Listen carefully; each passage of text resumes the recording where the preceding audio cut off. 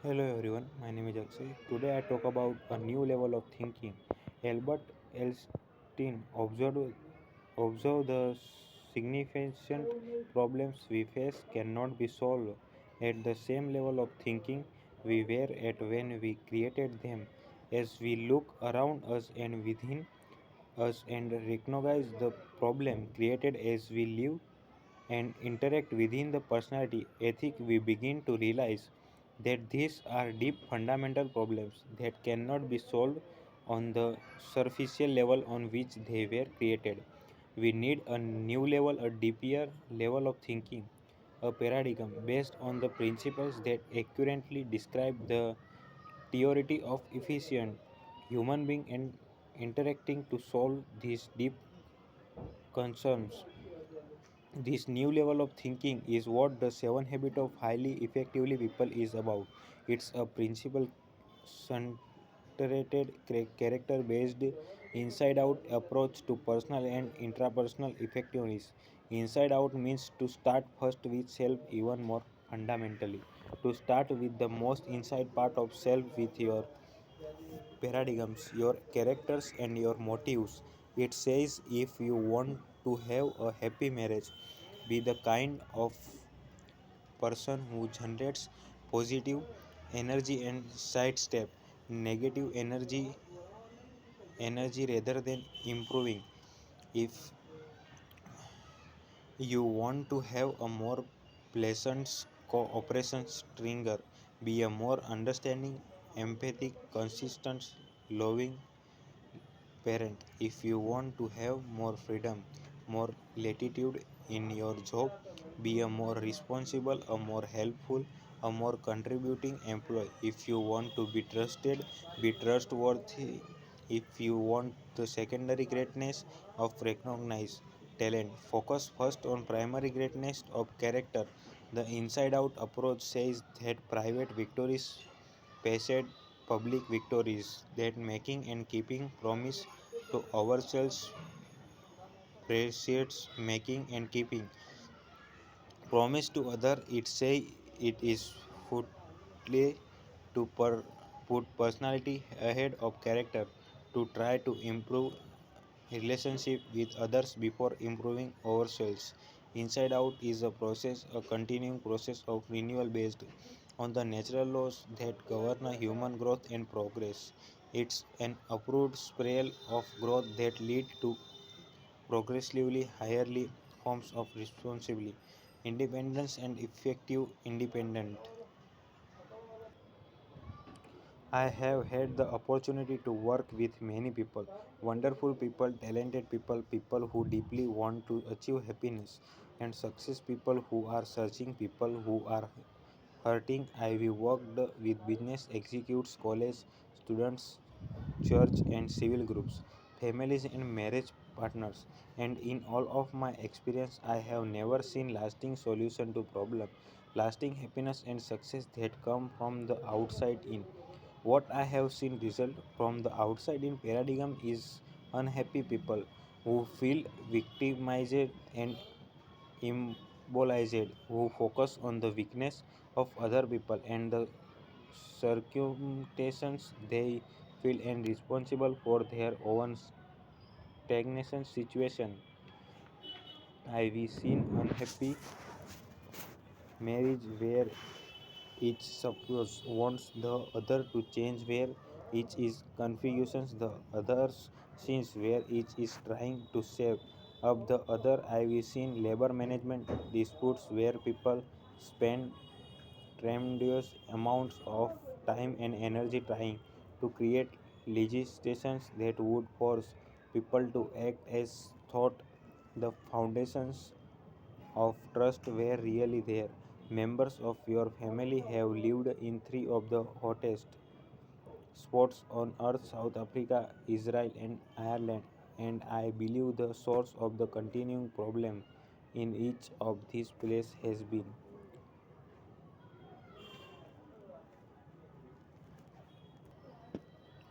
the dominant social paradigm of outside. In each involved group is convinced that the problem is out there, and if they meaning others would shape up or suddenly slip out of extensions, the problem would be solved. Inside out is a dramatic paradigm shift for most people, largely because of the powerful impact of conditioning and the current social paradigm of the personality ethic. But from my own experience, both personal and in working with thousands of other people, and from carefully examinations of successful individuals and societies throughout history, I am persuaded that many of the principles embodied in the seven habits are already deep within us in our conscience and our common sense. The recognize and develop them and to use them in meeting our debates concerns, we need to think differently to shift our paradigms to a new deeper inside out level. As we sincerely seek to understand and integrate these principles into our lives, I am convinced that we will discover and rediscover the truth of T. T.S. Eliot's observations. We must not guess from explanations, and the end of all our exploring will be to arrive where we begin and to know the place for the first time. Now, new topics about the seven habits and overview. We are what we repeatedly do. Excellence then is not an act but a habit. Aristotelian. Our character basically is a composite of our habits. So a thought rep an action, so an actions rep a habit, so a habit rep a character, so a character rep a destination. The maxim goes. Habits are powerful factors in our lives because they are consistent, often unconscious patterns. They consistently daily express our character and produce of our effectiveness or ineffectiveness.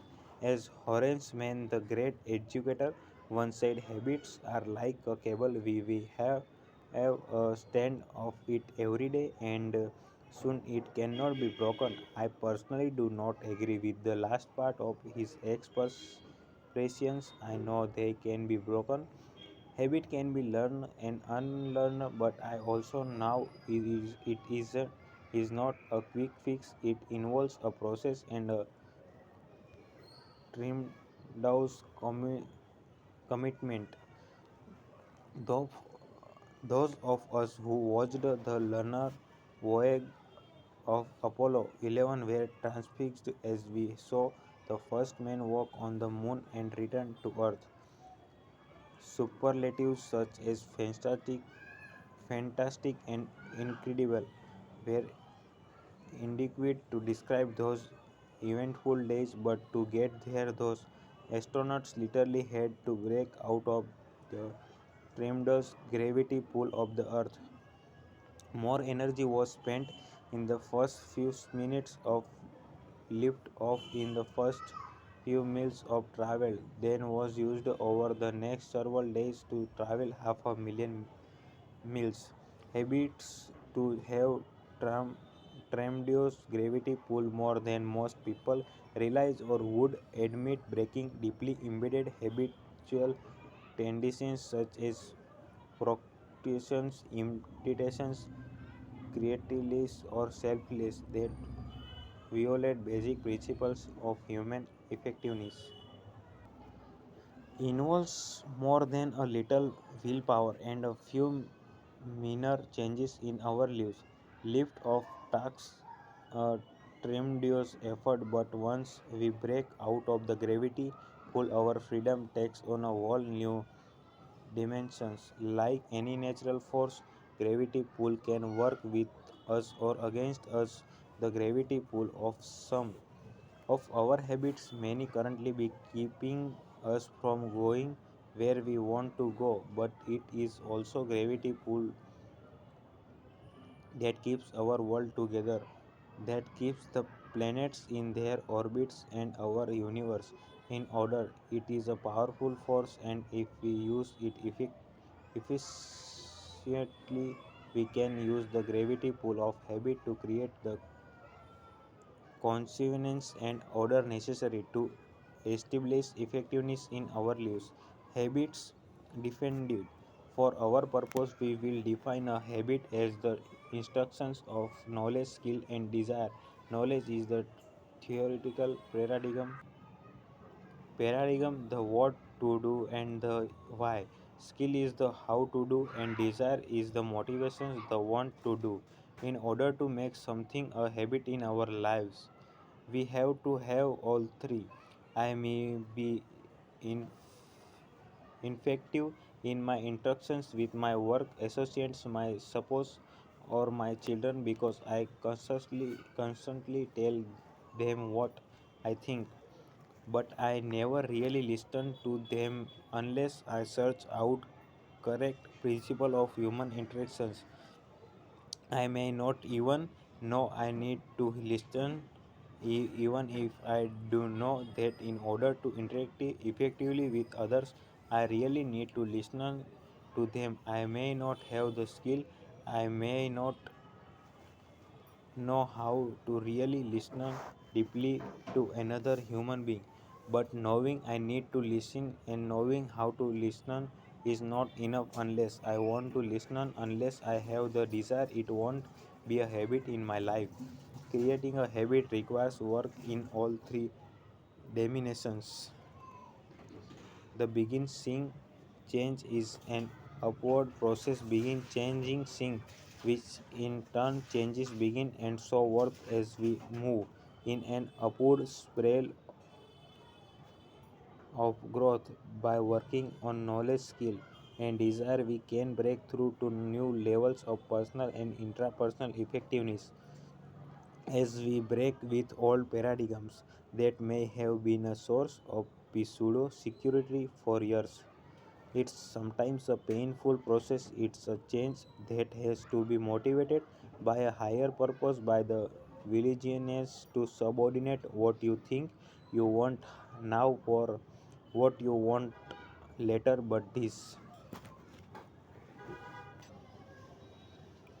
process produce happiness, the object and design of our extension. Happiness can be defined in part at least as the fruit of the desire and ability to sacrifice what we want now for what we want eventual.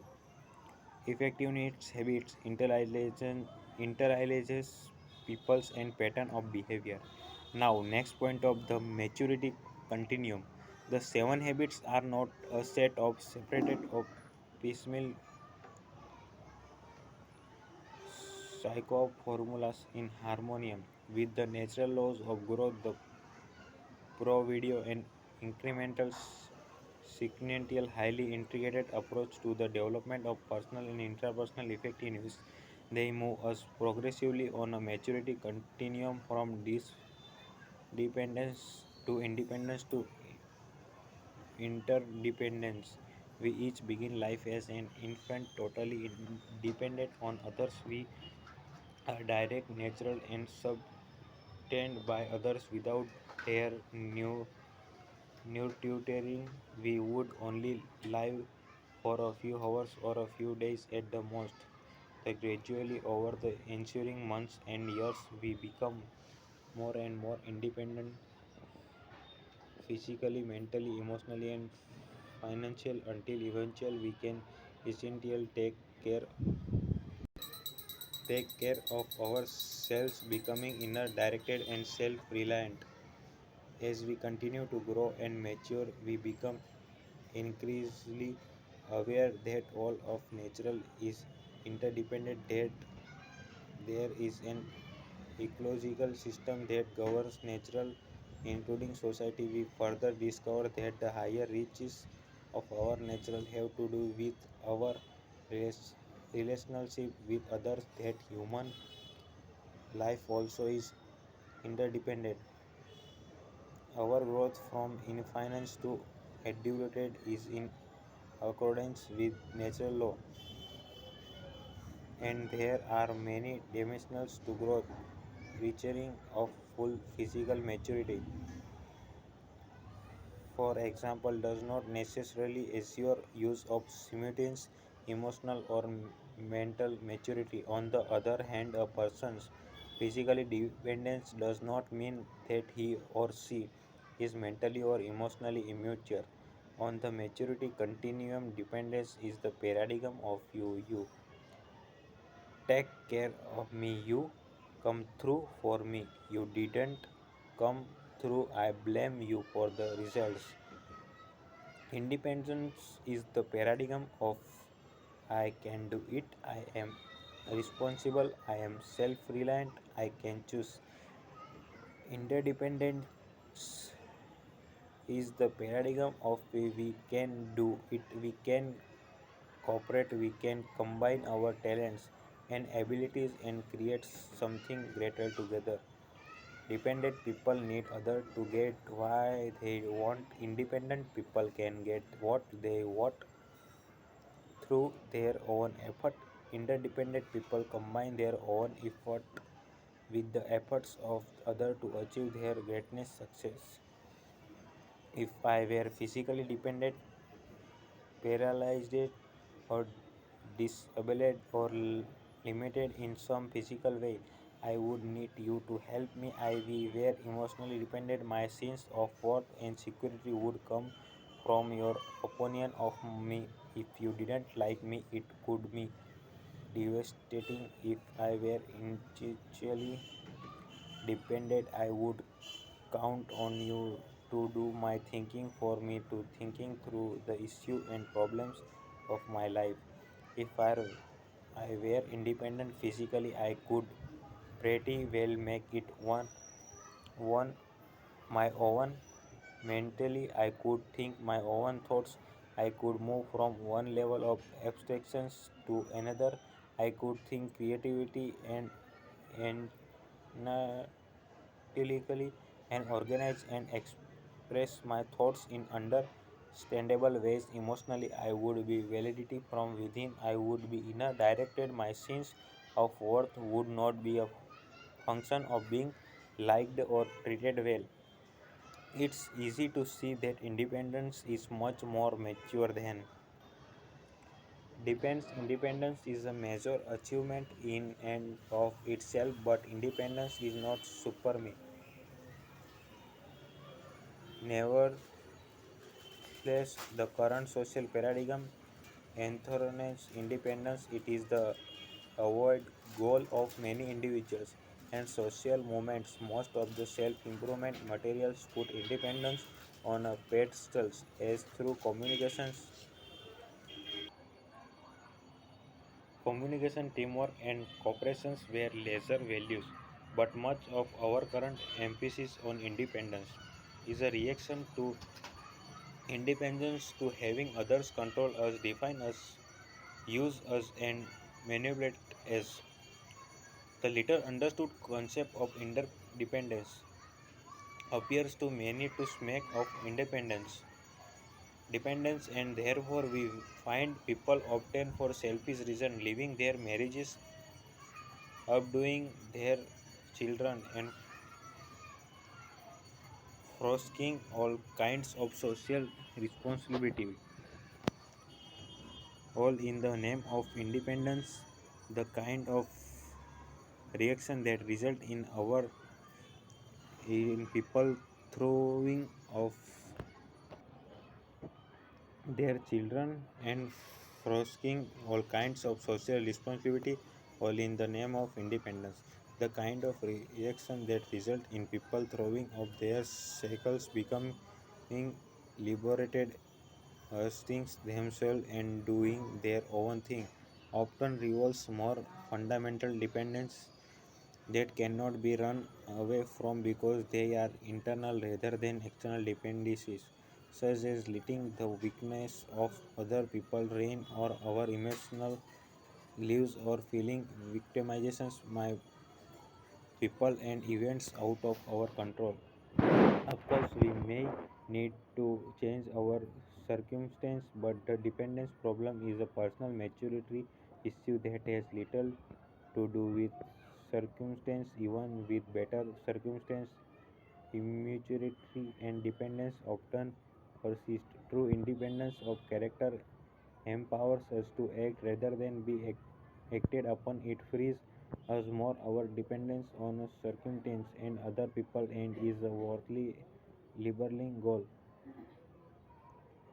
but it is not the ultimate goal in effect. Independent thinking alone is not suited to interdependent reality. Independent people why do not have the maturity to think and act independently may be good individual products by, but they won't be good leaders or team players. They are not coming from the paradigm of independence necessary to success in marriage, family, or organizational reality. Life is by nature highly interdependent. To try to achieve maximum effectiveness through independence is like trying to play tennis with a golf club. The tool is not suited to the reality. Interdependence is a far more mature, more advanced concept. If I am physical interdependent, I am self-reliant and capable, but I also realize that you and I working together can accomplish far more than even at my best I could accomplish alone. If I am emotionally interdependent, I derive a great sense of worth within myself, but I also recognize the need for love, for giving, and for receiving for love from others. If I am initially interdependent, I realize that I need the best thinking of other people to join the with my own. As an interdependent person, I have the opportunity to share myself deeply, meaningfully with others, and I have access to the vast resource and potential of other human beings. Independence is a choice only independent people can make. Dependent people cannot choose to become interdependent. They don't have the character to do it. They don't own enough of themselves.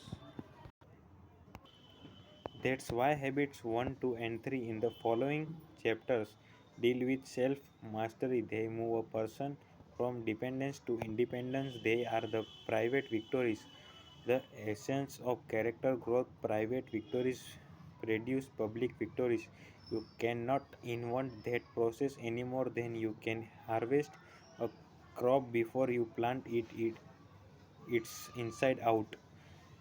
As you become truly independent, you have the foundations for effective interdependence. You have the character base from which you can effectively work on the more personality oriented public victories of teamwork, cooperations, and communication in Hub. It's 4, 5, and 6. That does not mean you have to be perfect in habits 1, 2, 3 before working on habits 4, 5, and 6. Understanding the sequence will help you manage your growth more effectively, but I am not suggested that you put yourself in isolation for several years until you fully develop habits 1, 2, and 3. As part of an independent world, you have to relate to that world every day, but the actual problems of that world can easily obscure the chronic character causes. Understanding how what you are impact every independent interactions will help you to focus your efforts sequential in harmony with the natural laws of growth. Habit 7 is the habit of renewal, a regular balanced renewal of the four basic dimensions of life. It circles and embodies all the other habits. It is the habit of continuous improvement that creates the upward spiral of growth, the lifts you know new level of understanding and living each of the habit as you come around to them on a progressively higher plan. The paradigm on the predictions page is visual representations of the sequence and the independence of the seven habits and will be used throughout this book as we explore both the sequential relationship between the habit and also their synergies, how in relating to each other they create bold new forms of each other that add even more to their value. each concept or habit will be highlighted as it is introduced.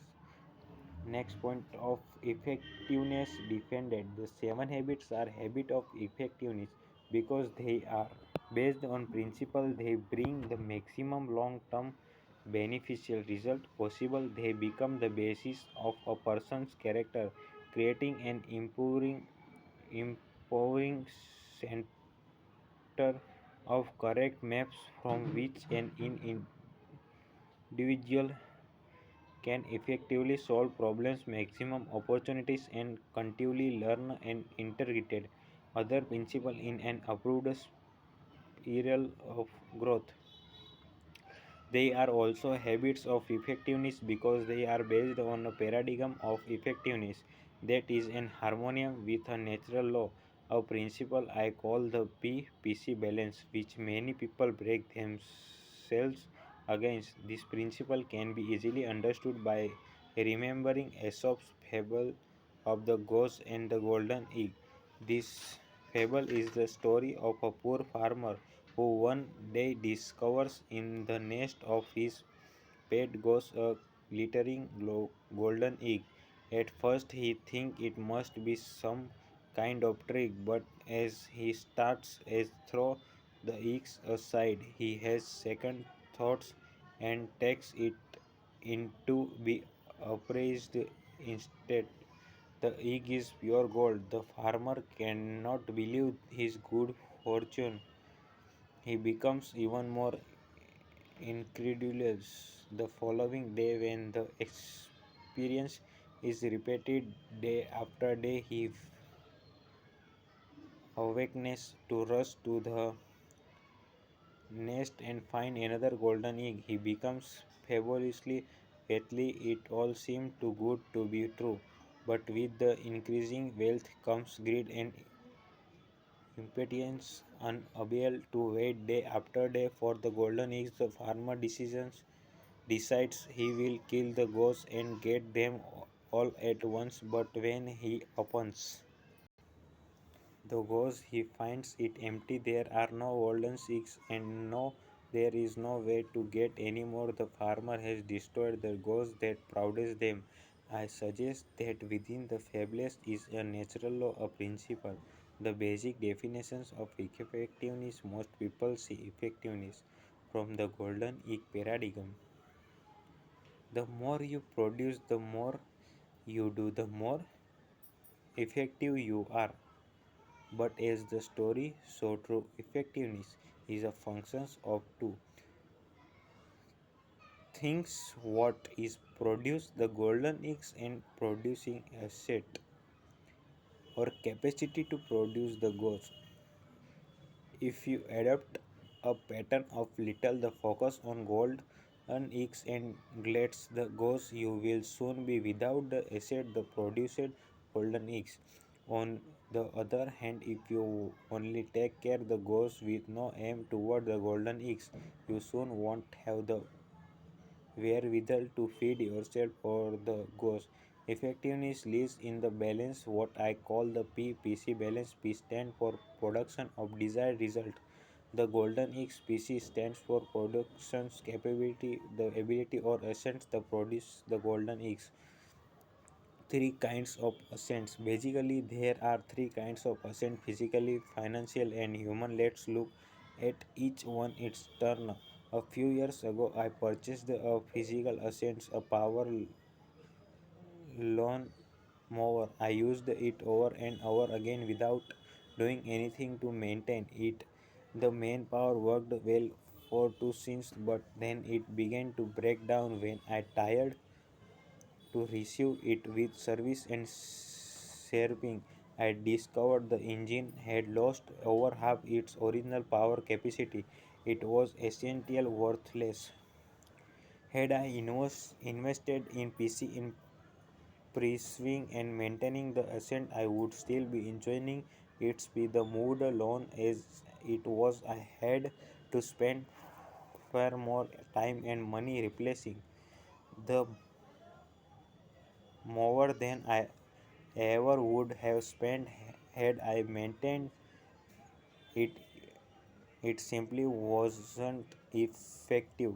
In our quest for short-term returns, our result we often rein our pricelets, physically ascend a car, a computer, a vessel or dryer, even our body or our environment. Keeping a P and PC in balance makes a tremendous difference in the effective use of physically assets.